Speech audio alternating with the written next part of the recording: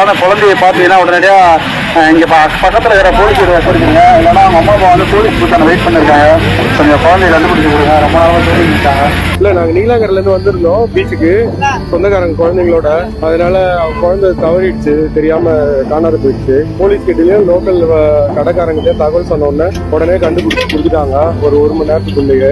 ரொம்ப சந்தோஷமா இருக்கு. போலீஸ் துறைக்கும் நன்றி, லோக்கல் இருக்கவங்களுக்கும் நன்றி. சென்னை வண்டலூர் பகுதியைச் சேர்ந்தவர்கள் தான் செல்வம் பிரியா தம்பதியினர். இவர்களின் பிஞ்சு மகள் தான் தன்ஷிகா. இந்நிலையில் மகளுடன் நீலாங்கரையில் உள்ள உறவினர் வீட்டிற்கு சென்றதாகவும் அப்போது அக்கரை கடற்கரை சாலைக்கு பொழுதுபோக்குக்காக வந்ததாகவும் கூறப்படுகிறது. அப்போது கடற்கரையில் விளையாடிக் கொண்டிருந்த மகளை பார்த்தபோது அவர் திடீரென்று அங்கிருந்து மாயமாகியுள்ளார். இதனால் பெற்றோர்கள் பதறி போயுள்ளனர். பின்பு கடற்கரையில் பணியில் இருந்த காவல்துறையிடம் தகவல் தெரிவித்ததாகவும் கூறப்படுகிறது. உடனடியாக அங்கிருந்த பாதுகாவலர்கள் ஒட்டுமொத்த கடற்கரைக்கே ஒலிபெருக்கி மூலம் தகவல் தெரிவித்து தேடவும் தொடங்கியுள்ளனர். மேலும் அங்கிருந்த பொதுமக்களும் பிஞ்சு மகளை தேடவும் தொடங்கியுள்ளனர். கிட்டத்தட்ட 2 மணி நேரமாக பிஞ்சு மகளை தேடியும் வந்துள்ளனர். ஆனால் பிஞ்சு மகளோ கிடைக்காமல் இருந்துள்ளார். பின்னர் ஒரு சில நேரம் கழித்து அவர்களது பிஞ்சு மகள் பனையூர் கடற்கரையில் இருப்பதாக தகவலும் கிடைத்துள்ளது. உடனடியாக சம்பவ இடத்திற்கு சென்றபோது அங்கிருந்த பனையூர் மக்களே ஒட்டுமொத்தமாக சேர்த்து அந்த பிஞ்சு மகளை பாதுகாப்பாக வைத்துள்ளனர். மேலும் அவர்கள் பத்திரமாக நீலாங்கரை போலீசாரிடம் ஒப்படைத்ததாகவும் கூறப்படுகிறது.